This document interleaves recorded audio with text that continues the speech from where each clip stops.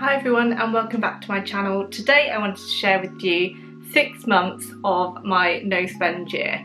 So I've managed to complete almost 7 months now, but I wanted to share exactly what I spent my money on in the first 6 months of my no spend year.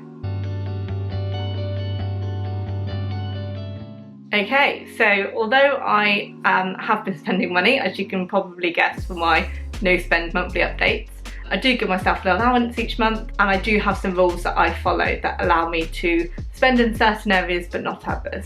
So here are my rules to recap. My first rule was to have a small amount of money for trips and activities with my son. My second one was to only replace makeup if needed. So this means kind of when I run out of a product, I'm only allowed to replace it. So I can't buy additional items of the same product. My third rule was to meal plan. My fourth one was to declutter my home. My fifth rule was to wait 30 days before purchasing. My sixth rule was to use up cleaning products. My seventh rule was to be able to spend any gift cards if I received them. Number 8 was to reduce how many times I got my hair cut and coloured in a year. Number 9 was to try a laundry egg instead of paying out for laundry products. Number 10 was to hang washing on the line rather than use tumble dryer. 11 was to make gifts or be more resourceful for gifts. Number 12 was to have a small amount of money for going out and was to be about 1 meal per month. Number 13 was to plan lunches, and 14 is to only shop once a week. Most of these things I've pretty much stuck to. There's a few that I would like to discuss though. So number 9, to use a laundry egg. I've committed to 6 months of using the laundry egg and I've stopped. I just find that it's not cleaning the washing very well. Even on a higher setting or a longer wash cycle, it's just not washing to a decent enough standard, and it just doesn't smell particularly nice. My clothes are starting to smell just not clean anymore, and as much as I wanted it to work, and that was even after me trying to replace the little pellets that go on the inside of the egg, but it just wasn't making a difference no matter what I did, whether or not it was hot to wash or replacing the pellets and things like that. It just wasn't cleaning good enough. So although I've tried it for 6 months, I'm back on laundry detergent. I did do the full 6 months, but it's just not worth it.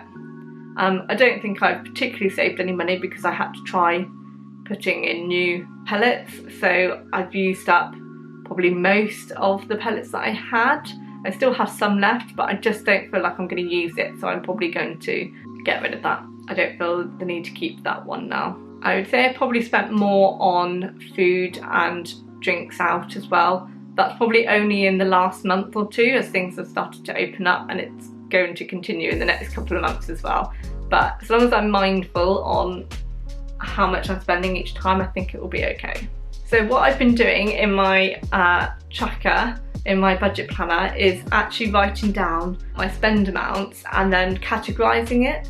So for example, foundation has gone under makeup, any gift cards or flowers have gone under gifts, any eating out has gone under food, and obviously parking is parking. And what I've done now is I've added up the first 6 months of the year for each of the categories and got a total amount for each area. It was quite alarming actually when I did this because I realised how much I was spending in one particular category, but I'll go through those now. So on extra food and drink, I spent £168, which I don't think is too bad. There's quite a lot of meals and drinks out on that one, so I think that that's reasonable considering we've been locked down for probably about a year and a half. So I think that that's okay. I don't mind doing that. The next most expensive category, you're probably going to guess, is gifts. So I spent £162 on gifts in 6 months, which feels like a lot. That's not even including my son's birthday. That's aside. This is stuff for friends, well, actually mostly friends and a couple of family members. So actually, that's a lot of money. I need to really rethink gifts and what I do, and actually maybe have a set budget. I think family, I might have a higher budget, and friends to have a smaller budget, and just be a bit more thoughtful about what it is that I'm buying.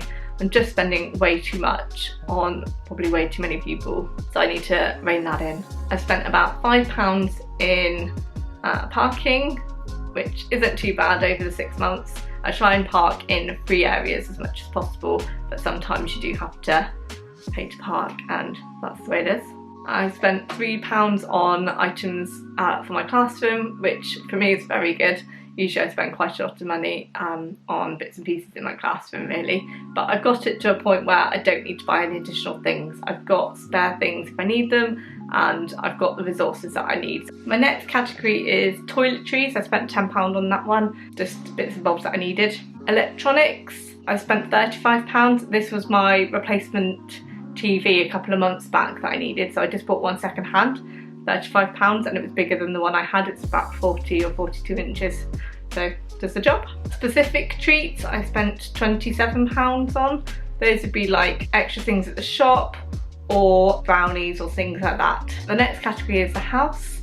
I spent £7 on things for the house, and that was literally just a pizza tray, and that was it. The next category is car. So I spent £29. That was when I had to replace the fuel cap on my car, so that was it for that one. The next category is makeup. I spent £35 on that one, and that was just buying replacement products. That's probably 2 lots of foundation, I should imagine. One was a cheaper one was the more expensive one. Clothing, I spent £54. That wasn't even for me, that was for my son, because he just needed new trousers and new tops and things, so he just had some replacement stuff as he grew out of them. And the last category is postage. I spent about £6 on postage when I sold some items, so I just had to post some things. I think it's quite helpful doing that, because I've managed to see exactly what I spent over 6 months, and generally I feel like I've actually kept to a reasonable amount, apart from the gifts. I don't mind the food and drinks out. I think that's quite important at the minute for mental well-being really, just to be out and doing things and socialising. So I'm happy with spending on that one, but definitely need to reduce spending on gifts. But definitely impressed with how well I've stuck to my budget and how little I've actually bought for things around the house or for other areas. I just feel like it's much more in control. Let me know if you've been doing a no-buy month or no-buy year. Let me know in the comments below how you're getting on, and if you've got any other tips for anybody else, do share them below. Hopefully you've enjoyed this video. If you have, don't forget to like it and subscribe if you're not already. Hopefully I'll see you soon. Bye!